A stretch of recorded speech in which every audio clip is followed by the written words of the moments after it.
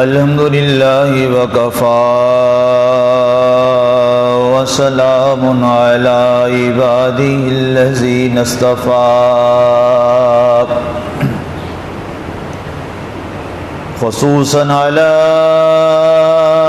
سید ولد آدم محمد المصطفى والمجتبى والمرتضى وعلى آله وأصحابه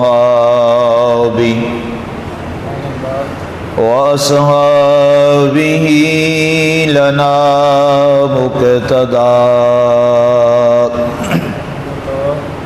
أما بعد فأعوذ بالله من الشيطان الرجيم بسم الله الرحمن الرحيم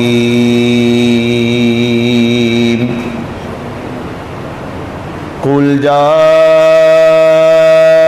الحق وزهق الباطل إن الباطل كان زهوقا صدق اللہ العظیم وبلغنا رسوله النبی الکریم المتین الرؤوف الرحیم ونحن على ذلك لمن الشاہدین والشاکرین والحمد للہ رب العالمین یا صاحب الجمال ویا سید البشر من وجهك المنیر لقد نور القمر ہزار بار بسویم دہاں زی مشک و گلاب ہنوز نام تو گفتن کمال بے ادبیست لا يمكن الثناء كما كان حقه بعد از خدا بزرگ توئی قصہ مختصر بعد حمد و صلوات معزز سامعین و ناظرین،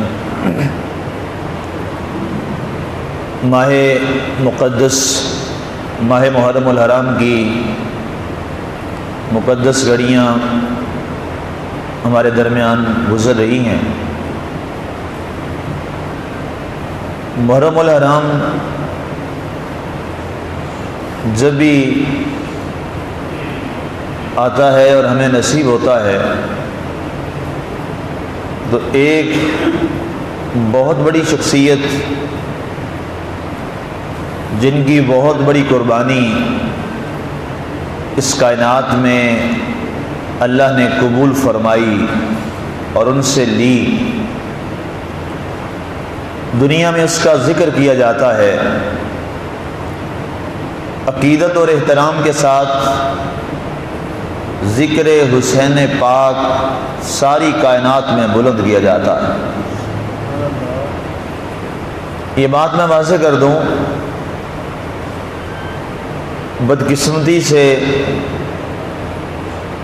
اس قوم کو تقسیم در تقسیم در تقسیم کر دیا گیا،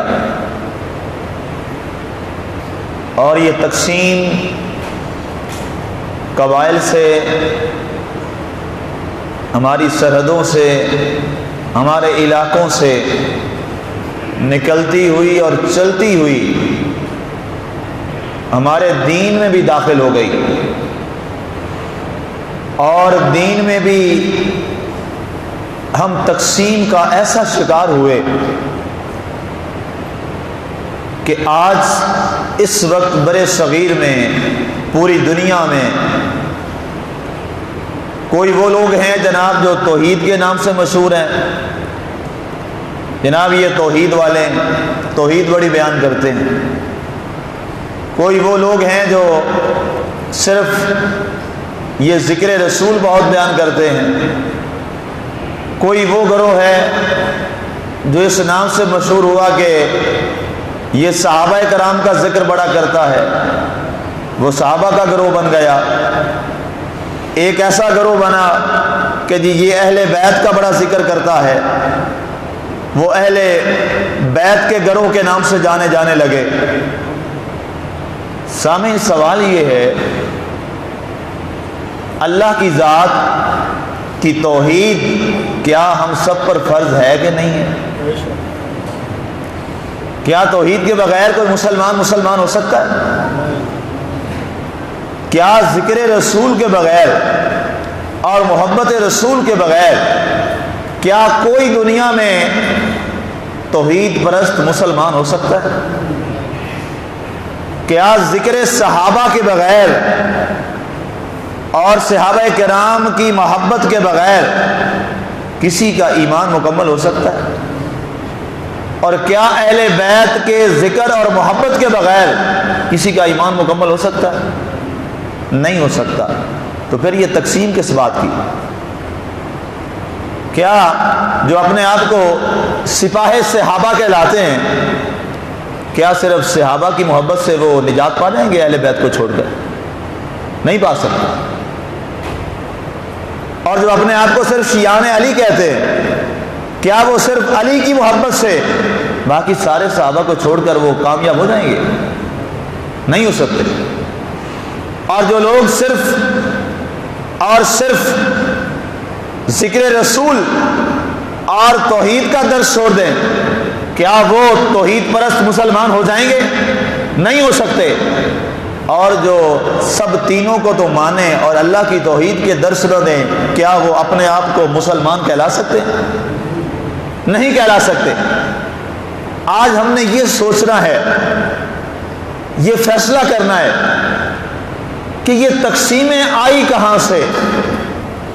ایک مسلمان جس کا ایمان اس وقت تک مکمل نہیں ہو سکتا جب تک وہ اللہ کو وحدہ لا شریک نہ مانے، رسول اللہ صلی اللہ علیہ وآلہ وسلم کو آخری نبی اور ساری کائنات سے بڑھ کر محبت کرنے والا اس سے نہ ہو جائے، سرکار کے صحابہ کرام سے سب سے بڑھ کر عشق کرنے والا نہ ہو جائے، اور سرکار کی آل پاک سے دل سے فدا ہو کر پیار کرنے والا نہ ہو جائے، وہ مسلمان نہیں ہو سکتا۔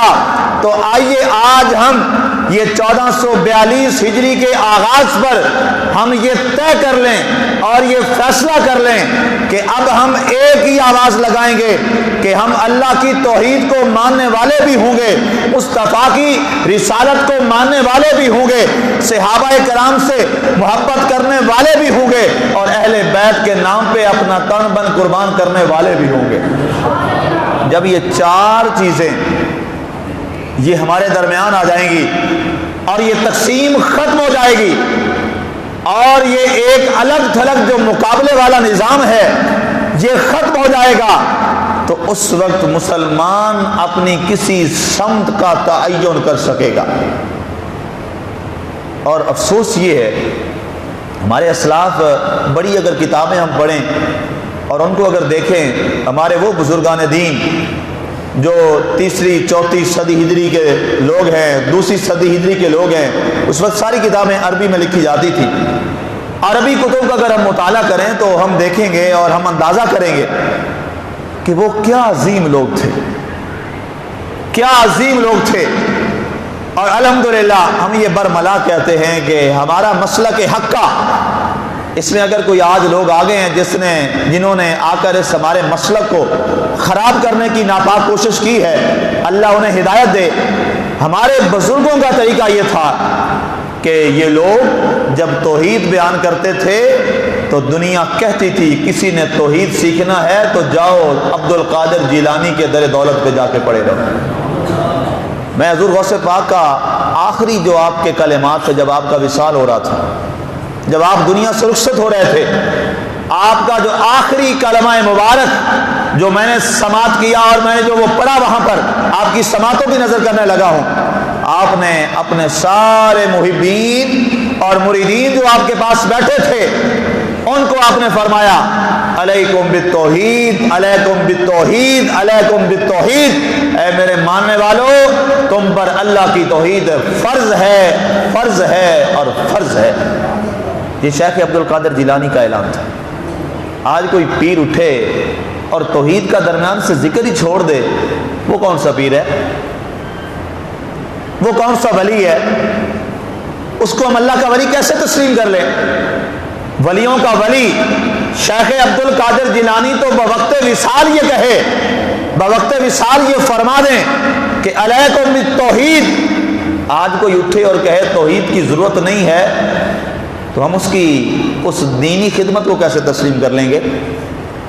اور یہی وہ لوگ تھے جب سیدنا صدیق اکبر کا یوم آتا، جب سیدنا فاروق اعظم کا یوم آتا، جب سیدنا عثمان غنی کا یوم آتا، جب سیدنا علی مرتضیٰ کا یوم آتا، یہ سارے کے سارے لوگ ان کا یوم مناتے۔ اور جب ماہ محرم آتا تو میں پڑھ رہا تھا حضرت شاہ ولی اللہ، حضرت شاہ عبد الحق محدث سے دہلوی، آپ کی کتاب مدارج النبوت اٹھا کے دیکھیے، آپ فرماتے ہیں کہ جب یکم محرم الحرام کا آغاز ہو جاتا تو فرمایا ہمارا یہ وہ گھرانہ جن کا میں نے نام لیا ہے، جن کا پردادا محدث، جن کا دادا محدث، جن کا باپ محدث، جن کا بیٹا محدث، جن کا پوتا محدث، سارا گھرانہ محدثین کا ہے، سارا گھرانہ، اور سارا گھرانہ اللہ کے ولیوں کا ہے۔ کہتے ہیں کہ یہ ہم سارے یوم مناتے، اور جب ماہ محرم کا آغاز ہوتا تو روزانہ ہمارے جامع مسجد میں، دہلی کی جامع مسجد میں، ہم روزانہ نماز عصر سے مغرب تک ذکر حسین کی محفل کو سجایا کرتے تھے۔ یہ ہمارے اسلاف تھے۔ اور آج وہ نظام آ گیا اور عجیب سوچ پیدا کر دی گئی۔ ایک گروہ چلا گیا جناب 3 صحابہ کی طرف۔ کیا حسین صحابی نہیں ہے؟ حسین پاک صحابی ہیں کہ نہیں ہے؟ کیا انہوں نے سرکار کا دیدار کیا ہے کہ نہیں کیا؟ ہم صحابی کی تعریف کیا کرتے ہیں؟ جس نے سرکار کو ایمان کی حالت میں دیکھا ہو اور اسی ایمان کی حالت میں ان کا انتقال ہو گیا ہو، اسے صحابی کہا جاتا ہے۔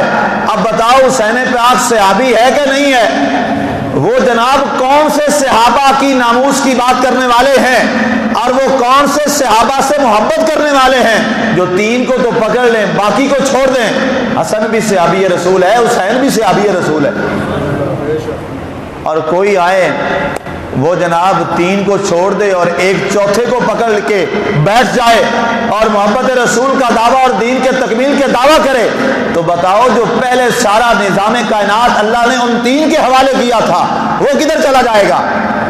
آؤ مسلمانوں، خدا را ان گروہوں سے بچ جاؤ، ان گروہوں سے بچ جاؤ، اس گروہ میں شامل ہو جاؤ، اس جماعت میں شامل ہو جاؤ، اس نظریے میں آ جاؤ، اس سوچ میں آ جاؤ، اس فکر میں آ جاؤ جس میں اللہ کی توحید بھی ہو، جس میں مصطفیٰ کی محبت بھی ہو، جس میں سارے صحابہ کا احترام بھی ہو، اور جس میں حضور کی آل پاک کی محبت اور عشق اہل بیت بھی ہو۔ جب یہ آ جائے گا نظریہ تو پھر ہم تقسیم سے باہر نکل جائیں گے، پھر ہم تقسیم سے الگ ہو جائیں گے۔ ہمارے ایک استاد مکرم تھے، ان کا یہ طریقہ تھا کہ بڑے ہی عظیم اسکالر تھے۔ جب محرم کا آغاز ہوتا تو وہ محفل ذکر حسین کا بڑا اہتمام فرماتے۔ تو ایک جگہ ہم ایک ادارے میں بیٹھے ہوئے تو وہاں پہ ایک شخص نے کہہ دیا کہ جی آپ ذکر حسین بڑا کرتے ہیں، آپ شیعہ لگتے ہیں مجھے۔ انہوں نے یہ جملہ بولا کہ آپ ذکر حسین بڑا کرتے ہیں، آپ شیعہ لگتے ہیں۔ تو انہوں نے آگے جواب دیا کہ آپ ذکر حسین سے بڑا چڑھتے ہیں، مجھے آپ یزید لگتے ہیں، مجھے آپ یزید لگتے ہیں۔ اور کسی کا پیرامیٹر دیکھنا ہونا کہ وہ کیسا مسلمان ہے، صحابہ فرماتے ہیں ہمارے پاس پیرامیٹر ایک ہی تھا۔ ترمذی کی حدیث پڑھنے لگا ہوں، مسند کی حدیث پڑھنے لگا ہوں، اور اس کے راوی جناب سیدنا ابو ہریرہ خود ہیں۔ یہ روایت حضرت انس سے بھی مروی ہے، یہ حضرت سیدنا سعد سے بھی یہ روایت مروی ہے، حضرت سیدنا ابو بکر صدیق سے یہ حدیث مروی ہے۔ آپ فرماتے ہیں نانو نعرف المنافقین بحب علی و ببغضہ، جب ہم نے منافقوں کو پہچاننا ہوتا تو ہم معیار اور کسوٹی علی کو بناتے تھے۔ جو علی سے محبت کرتا تھا وہ مسلمان ہوتا تھا، جو علی سے منافقت کرتا تھا وہ منافق اور گندا اور نفرت کرنے والا برا مسلمان ہوتا تھا۔ فرمایا جو ہم علی کا ذکر کرتے، جس کو علی کے ذکر سے تکلیف ہوتی ہم اس سے دور بھاگ جاتے، کیونکہ ہم نے سرکار سے سنا تھا، سرکار نے فرمایا تھا کہ سرکار ارشاد فرمایا کہ علی وہ ہے جس سے محبت کرنے والا مسلمان اور اس سے نفرت کرنے والا منافق بن جائے گا۔ اور میں حیران ہوگا، آپ سن کے حیران ہوگے، میں آپ کو وہ کتابیں یہاں دکھا نہیں سکتا، ہمارے پاکستان میں الحمدللہ پابندی لگ گئی ہے، بین ہے۔ کتاب کا ٹائٹل کیا ہے؟ نیٹ پہ آپ جا کے دیکھ سکتے ہیں، کتاب کا ٹائٹل لکھا ہوا ہے جناب امیر المومنین سیدنا، نعوذ باللہ نقل کفر نباشر، امیر المومنین سیدنا یزید رضی اللہ تعالیٰ، استغفر اللہ الیاذ باللہ۔ لکھنے والے اپنے آپ کو کیا کہلاتے ہیں؟ صحابہ کے ناموس کا دفاع کرنے والے، صحابہ کے ناموس کا دفاع کرنے والے۔ کیسا دنیا کو چکما دیا۔ کل مجھے ایک دوست نے ایک ویڈیو بھیجی، حرم میں بیٹھے ہوئے جناب، وہی سعودیوں والا سر پہ وہ رومال رکھا ہوا ہے اور جناب درس ہو رہا ہے، اور درس میں ایک شخص سوال کرتا ہے کہ یزید کے بارے میں آپ کا کیا نظریہ ہے؟ تو کہتے ہیں وہ نیک انسان تھا، وہ صحابی کا بیٹا تھا، اس کو ہم عزت والا سمجھتے ہیں، اس کے ہاتھ میں بڑے لوگوں نے بیعت کی ہے، حسین کو اس کے خلاف بغاوت نہیں کرنی چاہیے تھی۔ بیٹا کہاں پہ ہے؟ حرم کے اندر بیٹھا۔ استغفر اللہ الیاذ باللہ۔ سامعینو، لوگوں، ان بدبخت لوگوں سے اپنے آپ کو بچا لو۔ یہ اس زمانے کے ذلیل ترین لوگ ہیں اور اس زمانے کے یہ بدبخت لوگ ہیں۔ اب میں آپ کے سامنے حضور کی حدیثیں رکھتا ہوں، فیصلہ آپ پہ چھوڑوں گا، میں فیصلہ نہیں سناؤں گا۔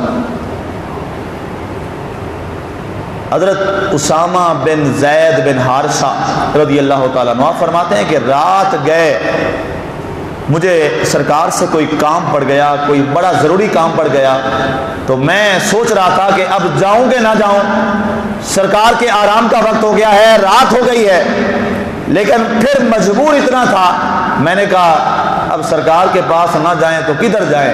کہتے میں بڑا مجبور ہو کر آ کے دروازہ مصطفیٰ پہ بیٹھ گیا، اور احترام دیکھیے، ادب دیکھیے، آپ فرماتے ہیں میں نے دروازہ نہیں بجایا، میں نے آ کر ویسے اونچی آواز میں کہا الصلاۃ والسلام علیک یا رسول اللہ۔ کہتے ہیں میں نے یہ احترام، صحابہ کی محبت دیکھیے، سرکار کے آرام کا اور ادب کا خیال کتنا ہے۔ کہا الصلاۃ والسلام علیک یا رسول اللہ۔ جب میں نے یہ آواز بلند آواز میں حضور پر درود پاک پڑھنا شروع کر دیا، آقا ہو بے خبر اپنے غلاموں سے، وہ آقا ہی کیا ہے، کیا سرکار کو نہیں پتا باہر کون آیا اور کیوں پڑھ رہا ہے؟ سرکار خود تشریف لائے باہر۔ فرمایا اسامہ کیا ہوا، رات کے گزرے پہر میں تجھے کیسے آنا ہوا؟ کہا یا رسول اللہ صلی اللہ علیہ وآلہ وسلم، یہ میری تکلیف ہے، پریشانی میں تھا، میں پہلے تو سرکار مجھے معاف فرمائیے، میں نے اس وقت آپ کے در دولت پہ آنے کی جسارت کی، مجھے معاف فرمائیے، آپ آرام فرما رہے تھے، لیکن مجبور اتنا تھا، دروازہ بھی نہیں کھٹکھٹا سکتا تھا، لیکن دعا بھی کروانا چاہتا تھا، اس لیے میں نے آپ پر درود و سلام پڑھا اور آپ تشریف لے آئے۔ سرکار نے کرم فرمایا، دعا فرمائی، اور آپ فرماتے کہ میں نے دیکھا رات کا وقت تھا، سرکار آرام فرما رہے تھے، سرکار نے اپنے اوپر ایک چادر ایسے لی ہوئی ہے، وہ رات کو جتنا بندہ سویا ہوا ہو تو آرام کر رہا ہو تو کوئی باہر بلائے تو ہم عام طور پہ ہم بھی ایسے کر لیتے ہیں کہ ایک بڑی چادر جو ہے وہ اوپر لے لی، جسے وہ پنجابی میں بکل کہتے ہیں، کہتے ہیں سرکار نے ایسے اوپر بکل سی ماری ہوئی اور چادر اپنے اوپر ایسے لی ہوئی، تو کہتے ہیں میں نے غور سے دیکھا نا، چادر کے دونوں کنارے نا ایسے جیسے اوپر ابھرے ہوئے، میں بڑا حیران ہوا کہ کندھے ہیں یہ چادر اور یہاں سے ایسے ابھری ہوئی چادر ہے، تو کہتے ہیں میں رہ نہ سکا، میں نے کہا سرکار سے پوچھ ہی لوں کہ سرکار یہ کیا ہے؟ میں نے عرض کی یا رسول اللہ یہ کیا ہے، یہ کنارے ابھرے ہوئے کیا ہیں؟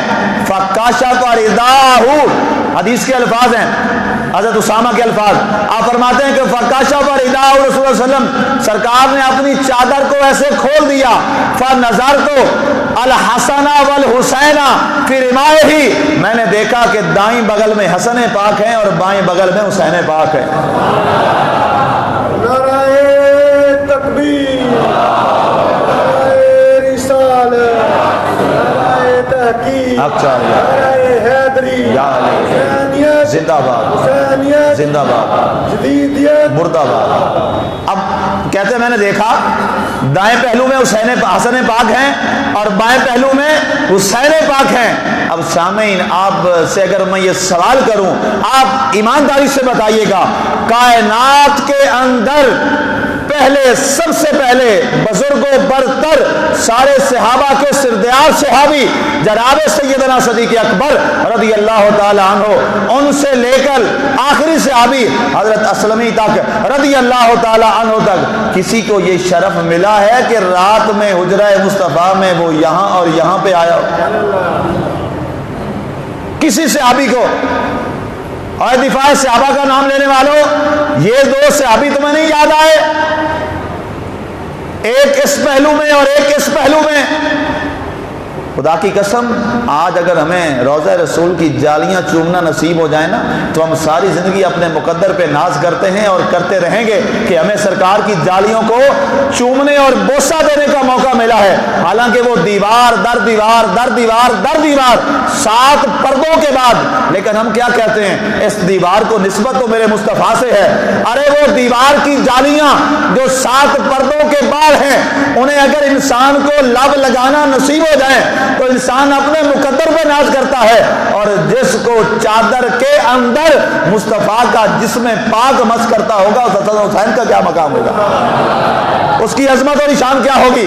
اب آگے آئیے سنیے، میں ابھی صرف آپ کو حدیث سے سنا رہا ہوں، بعد والے اقوال میں سنا ہی نہیں رہا، آپ کو ابھی حدیث اور سرکار کے معمولات سنا رہا ہوں، اور پھر فیصلہ آپ نے کرنا ہے کہ یزید کدھر ذلیل کھڑا ہے اور میرے حسین کا مقام کہاں پہ بلند و بالا ہے، اور پھر آپ نے ان لوگوں کا گریبان پکڑنا ہے جو یزید کی حمایت میں آ کر یہاں جملے بولتے ہیں اور یزید کا دفاع کرتے ہیں ملعون کا۔ امام حسن حسین کی عظمت آئیے، میں ساتھ دوسرے گروہ کی بھی اصلاح کرتا چلوں، روایت بیان کرنے لگا ہوں سیدنا عمر بن خطاب سے رضی اللہ تعالیٰ عنہ۔ حضرت سیدنا عمر بن صحیح حدیث، جو حدیثیں میں بیان کر رہا ہوں ساری صحیح حدیثیں ہیں، ایک ہی سند میں بھی کسی کو کہیں اشکال ہو تو میں ذمہ دار یہاں بیٹھا ہوں۔ سیدنا فاروق اعظم رضی اللہ تعالیٰ عنہ خلیفہ ثانی، آپ باہر نکلے گھر سے، کیا دیکھا؟ سرکار صلی اللہ علیہ وسلم تشریف لے جا رہے ہیں اور بڑا عجیب سا منظر ہے۔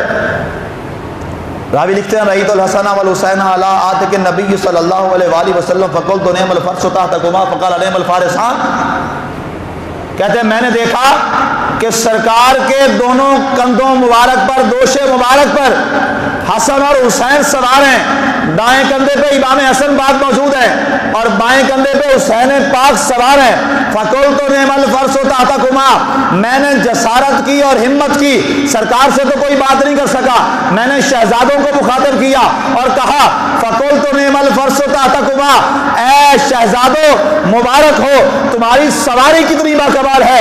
کہتے ابھی میں نے یہ جملہ بولا تھا، فقال النبی صلی اللہ علیہ وآلہ وسلم نعم الفارسان یا ابن خطاب، اے عمر یہ دیکھتا ہے سواری کمال ہے، یہ نہیں دیکھتا سوار کتنے باکمال ہیں۔ نعم الفارسان، سوار کتنے باکمال ہیں۔ اب اندازہ کیجئے میرے آقا کو یہ بھی برداشت نہ ہوا کہ کوئی میری شان تو بیان کرے، میرے نواسوں کی شان بیان نہ کرے۔ تو سامعین آج اگر محبت رسول لینی ہے اور مصطفیٰ سے کرم لینا ہے تو میرے مصطفیٰ کے شہزادوں کی عظمت کو ماننا پڑے گا۔ اس لیے آئیے اگلی حدیث بھی سن لو، ابھی میں حدیثیں پڑھ رہا ہوں اور ساری صحیح حدیثیں پڑھ رہا ہوں۔ تیسری حدیث سرکار کی حدیث سے پاک، اور راوی کون ہے؟ ابن عمر رضی اللہ تعالیٰ عنہ۔ ابن عمر آپ فرماتے ہیں حدثنی ابی عمر بن خطاب کہ مجھے یہ روایت میرے باپ عمر نے بھی بتائی۔ اور سمیت رسول اللہ صلی اللہ علیہ وآلہ وسلم، اور یہ روایت میں نے اپنے نبی سرکار سے بھی سنی، اور یہی روایت کے راوی حضرت سیدنا ابو ذر غفاری رضی اللہ تعالی عنہ ہیں، اور حضرت ابو ذر غفاری وہ عظیم صحابی ہیں جن کے بارے میں جبریل آئے تھے آسمانوں سے بارگاہ مصطفیٰ میں اور آ کے اعلان کیا تھا ہوا اشارو عندنا من عندکم، اے حبیب ابو ذر کے چرچے زمین پر بھی بڑے ہیں لیکن ابو ذر آسمانوں پر یہاں سے زیادہ مشہور ہیں، ان کے ذکر آسمانوں پہ زیادہ ہیں۔ تو سرکار نے پوچھا اے جبریل کیا وجہ ہے، میرے صحابہ میں ابو ذر کا ذکر آسمانوں پہ کیوں زیادہ ہوتا ہے؟ کہتے ہیں اللہ نے فرمایا یہ میرے مصطفیٰ کا وفادار بڑا ہے، میرے مصطفیٰ کا وفادار بڑا ہے۔ آپ سے یہ حدیث بھی مروی ہے، آپ فرماتے ہیں کہ ہم سرکار کی محفل میں موجود تھے، سرکار نے فرمایا حسین منی و انا من حسین، الحسین نہیں، حسین منی و انا من حسین، فرمایا حسین مجھ سے ہے میں حسین سے ہوں۔ اور اس کے بعد ہم نے کہا یا رسول اللہ نواسے تو نانا سے ہوتے ہیں لیکن نانا نواسے سے کیسے ہو گئے؟ یہ تو بات سمجھ آتی ہے نا کہ نواسے چلیں ان کو بیٹا کہہ دیا، نانے کا بیٹا ہے، نانا باپ ہوتا ہے، نانا باپ ہوتا ہے، قابل احترام ہوتا ہے، ماں کا باپ وہ باپ ہوا۔ کہا سرکار حسین تو آپ سے ہو گیا، حسین و منی یہ بات تو سمجھ آ گئی، وَأَنَا مِنْ حسین، حسین آپ سے کیسے ہو گیا؟ فرمایا اس لیے ایک وقت آئے گا جب میرے دین کو بچانے کا وقت آئے گا، اور میری پہچان وہ میرا دین اور میرا اسلام ہے اور وہ میرا قرآن ہے، اور فرمایا جب دین اور اسلام اور قرآن کو بچانے کی بات آئے گی اس وقت آگے کوئی نہیں بڑھے گا، میرا حسین بڑھے گا، اس لیے اس وقت دنیا یاد کرے گی یہ وہ حسین ہے جس کا نانا میرا مصطفیٰ ہے۔ تکبیر، نعرہ رسالت، نعرہ تحقیق، نعرہ حیدری، حسینیت زندہ باد، زندہ باد، مردہ باد، مردہ باد، مردہ باد۔ سامعین حسین و منی و انا من حسین، حسین مجھ سے ہے میں حسین سے ہوں۔ اور سامعین یہاں پر ایک آخری بات ایک اور بھی سمجھاتا چلوں، آج اور صحیح بات یہ ہے ہمارے یہ عصر کے بعد کا درس کربلا ہوتا ہے، یقین کریں آپ نے صرف ابھی سنا ہے اور کچھ باتیں آپ نے ہم سے سنی ہیں، آپ نے شاید ابھی کربلا کو پورا پڑھا نہیں ہے۔ اگر آپ وہ کتابیں پڑھ لیں نا، ہیں وہ عربی میں اصل میں، اگر آپ وہ کتابیں پڑھ لیں تاریخ کی، الکامل لابن کثیر، الکامل لابن اسیر اور تاریخ الطبری، یہ تین بڑی کتابیں، چوتھی البدایہ و نہایہ جو ہمارے اہل سنت کی ہیں جس پر سب کا اتفاق ہے، اس میں اگر آپ واقعہ کربلا پڑھ لیں نا آپ کو اندازہ ہو جائے کہ کیا ہے کربلا۔ آپ نے ابھی پورا آپ کو پتہ ہی نہیں ابھی کہ کربلا ہے کیا، یہ کیا ظلم کی داستان ہے۔ آپ نے کوئی چند باتیں کہیں سے سن لی یا ہم سے چند باتیں سن لی مخصوص وقت کے اندر، اور اس کے بعد کربلا والا معاملہ الگ ہو گیا، لیکن خدا کی قسم کربلا جب بندہ پڑھتا ہے اور اس کے پہلوؤں کو دیکھتا ہے، اور کربلا کو یہ 1 سے 10 محرم تک تھوڑی ہے، یہ کربلا بڑی لمبی ہے، یہ کربلا کی داستان بہت لمبی ہے، یہ رجب سے شروع ہو چکی تھی، رجب 60 ہجری، یہ واقعہ ہوا 61 ہجری میں، کربلا وہاں کی شروع ہو گئی۔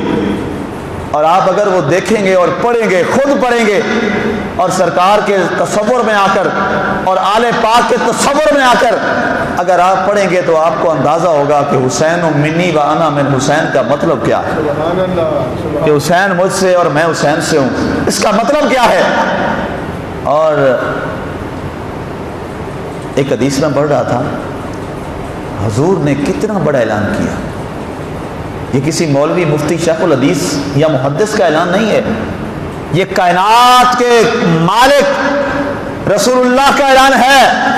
آپ نے فرمایا من احب الحسین، من فی روایت اخری من احب الحسن والحسین فقد احبنی، ومن ابغض الحسن والحسین فقد ابغضنی ومن ابغضنی فقد ابغض اللہ۔ فرمایا جس نے حسن اور حسین سے محبت کی، جس نے حسن اور حسین سے پیار کیا، اس نے مجھ محمد سے محبت کی، اور جس نے حسن اور حسین سے بغض رکھا اس نے مجھ محمد سے بغض رکھا۔ سامعین، میں آپ کو بتاؤں، ایک بار امام ابو حنیفہ رضی اللہ تعالیٰ عنہ جو ہمارے سب کے امام ہیں، فقہ کے امام ہیں، ان کے شاگرد اور ہمارے فقہ حنفی کے دوسرے امام جناب سیدنا قاضی ابو یوسف بیٹھے تھے، اور وہاں پر ایک کھانا لگا، دعوت لگی، اور وہاں پہ کھانے میں دسترخوان پہ ایک سالن تھا جو کدو پاک کا بنا ہوا تھا، جو سرکار کو پسند تھے۔ ایک ان میں سے بندے نے کہا کہ مجھے یہ کدو کا سالن پسند نہیں ہے۔ قاضی ابو یوسف نے فرمایا تلوار نکالو، تلوار نکال لی، فرمایا اس کا سر اڑا دیا جائے۔ لوگوں نے کہا اس نے کیا گناہ کیا؟ اس نے کہا، امام نے فرمایا یہ وہ شخص ہے جس نے مصطفیٰ کی پسند کو ناپسند کہا ہے، جس نے مصطفیٰ کی پسند کو ناپسند کہا ہے تو یہ گستاخ ہو گیا۔ ارے جو سرکار کھاتے ہیں سبزی کدو شریف، اگر اس کو کوئی کہے کہ یہ سالن مجھے پسند نہیں ہے، سالن کو گرایا بھی نہیں ہے، پاؤں میں روندا بھی نہیں ہے، صرف یہ کہے کہ مجھے یہ پسند نہیں ہے، تو قاضی یوسف امام ابو حنیفہ کا عظیم شاگرد اور اس وقت بصرہ و کوفہ کا قاضی، وہ یہ فیصلہ کرے کہ اس کی گردن اڑا دو، یہ گستاخ رسول ہے، اس نے رسول کی پسند کو ناپسند کہا ہے۔ ارے جس نے حسین کے جسم کو ٹکڑوں ٹکڑوں میں کیا ہوگا وہ مسلمان کیسا رہے گا؟ یزید سے بڑا گستاخ رسول کون ہے؟ یزید سے بڑا ظالم کون ہے؟ آج فتوے چھپتے ہیں اور آج سوال پوچھے جاتے ہیں، یزید مسلمان ہے کہ کافر ہے؟ شرم نہیں آتی سوال کرتے ہوئے یہ تمہیں؟ اور اس سے بڑا گستاخ رسول کون ہو سکتا ہے جس نے نبی کے شہزادوں کو تپتے صحراؤں میں شہید کروا دیا اس بدبخت نے؟ اور میں آپ کو یہ بتاؤں، سنیو، اپنے اسلاف کو یاد کرو۔ ہمارے اسلاف وہ تھے جب ذکر حسین کا زمانہ آتا تو وہ ذکر حسین کی محبت میں ولولہ انگیز انداز میں ذکر حسین کیا کرتے تھے۔ امام اہل سنت مجدد دین و ملت شاہ احمد رضا خان فاضل بریلی رحمۃ اللہ علیہ تعالیٰ، میں آپ پہ سوال چھوڑ رہا ہوں، کچھ خود بھی کیا کرو، ذرا ان کے باپ اور دادا کا نام دیکھنا، ان کا نام کیا ہے، ان کے نام کن کے ناموں پہ ہیں۔ آج لوگ جی 12 امام کو ہم نہیں مانتے، تو اعلیٰ حضرت کے والد کا ذرا نام دیکھیے گا کس کے نام پہ ہے، یہ الگ موضوع ہے۔ حضرت اعلیٰ حضرت کے دادا کا نام کس کے نام پہ ہے، اور خود اعلیٰ حضرت کے بھائی کا نام کس کے نام پہ ہے، اور خود اعلیٰ حضرت کا اپنا نام کس کے نام پہ ہے، یہ ذرا سوچئے گا۔ اور آج کوئی اگر حضور سے محبت کرے اور حسین پاک کے ذکر میں کنجوسی کرے، وہ حضور سے کیسے محبت کر سکتا ہے؟ وہ حضور سے کیسے پیار کر سکتا ہے؟ آج ہم نے یہ ثابت کرنا ہے کہ ہم لبیک یا رسول اللہ بھی کہتے ہیں، ہم لبیک یا حسین بھی کہتے ہیں۔ الحمدللہ یہ ہمارا عقیدہ ہے، ہم الگ الگ نہیں ہیں کہ ہم کہیں جناب ہم نے یہ حسین اور اہل بیت کو ہم نے ان کے کھاتے میں ڈال دیا، نہیں، حسین جتنا ہمارا ہے کسی کا نہیں ہے، اہل بیت جتنے ہمارے ہیں وہ کسی کے نہیں ہیں، اور اہل بیت کے ذکر کا اصل حق ہم ہی ادا کرتے ہیں جو طریقہ مصطفیٰ نے بتایا تھا۔ اور اعلیٰ حضرت رحمۃ اللہ علیہ تعالیٰ، یہ میری لائبریری میں فتاویٰ پڑھا ہے، آپ آ کے دیکھ لیجئے، فتاویٰ شریف میں پڑھ رہا تھا، جلد نمبر 24 اور مسئلہ نمبر 173، یہ میرے پاس موجود ہے، آپ ابھی جا کے دیکھ سکتے ہیں۔ آپ نے فرمایا جو حسین کا غم نہیں مناتا وہ حشر کے روز بے غم کیسے رہے گا؟ یہ آپ کے لفظ ہیں، آخری لائن میں آپ کے لفظ ہیں اس سائڈ والے صفحے پر۔ فرمایا جو حسین کا غم اور حسین کی محبت میں آنسو نہیں بہاتا وہ قیامت والے دن بے غم کیسے ہو سکتا ہے؟ اور لوگ کہتے ہیں جی شہادت کے بعد آنسو بہانا ہے کہ نہیں بہانا، اور ابھی تو شہادت ہوئی نہیں ہے، اس وقت بھی تیرے مصطفیٰ نے حسین کی شہادت پہ آنسو بہائیں گے نہیں بہائیں؟ کتنی سید حسین مانگتے ہو؟ میں دیتا ہوں۔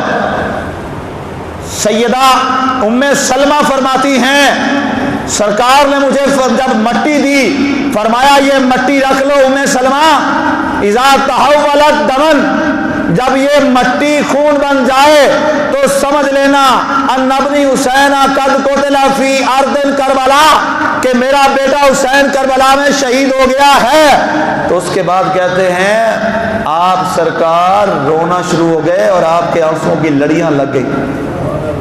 ابھی شہادت ہوئی نہیں ہے اور سرکار آنسو بہا رہے ہیں.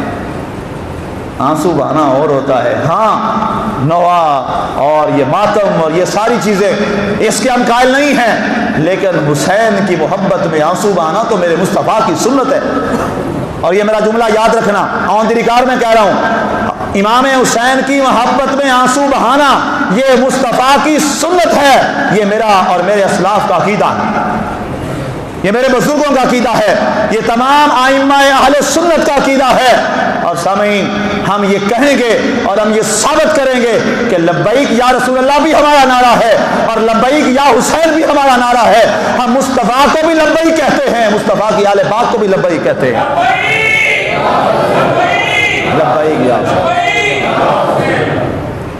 سامعین، یہ ہمیں ایک سازش کے تحت ہمیں ذکر حسین سے دور کیا جا رہا ہے. ایک سازش کے تحت ہمیں ذکر حسین سے الگ کیا جاتا ہے.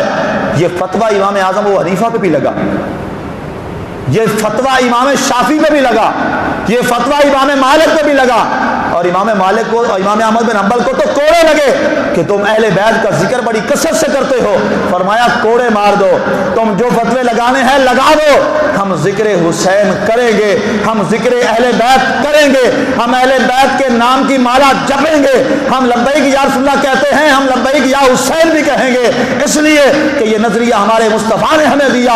فرمایا من احب الحسین فقد احبنی ومن ابغض الحسین فقد ابغضنی. جو حسین سے محبت کرتا ہے وہ مصطفیٰ سے محبت کرتا ہے، جو حسین سے بغض رکھتا ہے وہ مصطفیٰ سے بغض رکھتا ہے. سامعین، آخری بات جو آپ کو بتانا چاہتا ہوں، حسین پاک کی محبت میں اور اس کے خلاف جس بدبخت یزید نے، حسین پاک صحابی رسول بھی ہیں، اور جب یہ عقیدہ ہے، نظریہ ہے، یہ لوگ فتوے دیتے ہیں اور فتوے چلتے ہیں کہ صحابی رسول کے خلاف ایک بات بھی جو ہے وہ کفر ہے، تو یزید کے مسلمان ہونے کے فتوے یہ کیسے چھاپتے ہیں؟ ہم حسین کو بھی صحابی مانتے ہیں، ہم حسین پاک کو صحابی بھی مانتے ہیں، اہل بیت تو وہ ہیں ہی ہیں، وہ صحابی رسول ہیں. آج ایسے لوگوں کے خلاف اپنی آواز کو بلند کرو، اور جہاں کوئی یزید کے حق میں بات کرے اس یزید سے کوسوں دور ہو جاؤ. یہ یزید وہ بدبخت ہے جس نے مسجد نبوی کے اندر گھوڑے باندھے تھے. یہ وہ بدبخت ہے. مسجد نبوی کے اندر، مسجد نبی کا نظام تو بہت کمال ہے، یہ ہماری مسجد ہے. کوئی اگر باندھنا تو دور کی بات ہے، کوئی باندھے تو ہم کہیں گے ہماری لاشوں کے اوپر سے گزر کے آؤ گے. کوئی یہ بات بھی کرے تو ہم اس کو بازار میں چھوڑیں گے، ہم اس کی گردن اڑا دیں گے. خبردار، ہماری مسجد کی توہین تو کرتا ہے. اور جو وہ مسجد نبوی، اس میں بدبخت نے گھوڑے باندھے اور بے ادبی کی، اور یہ لکھا تبری نے 7 دن گھوڑوں کا پیشاب مسجد نبوی میں ہوتا رہا. استغفر اللہ استغفر اللہ استغفر اللہ. یہ بدبخت یزید اور ملعون اور لعنتی ہے جس نے حضور کی آل پاک کے خون سے اپنے ہاتھ کو رنگی کیا. اللہ تعالی ہمیں حسین کی محبت میں زندہ رکھے اور حسین پاک کی محبت میں موت عطا فرمائے. وما علینا الا البلاغ المبین.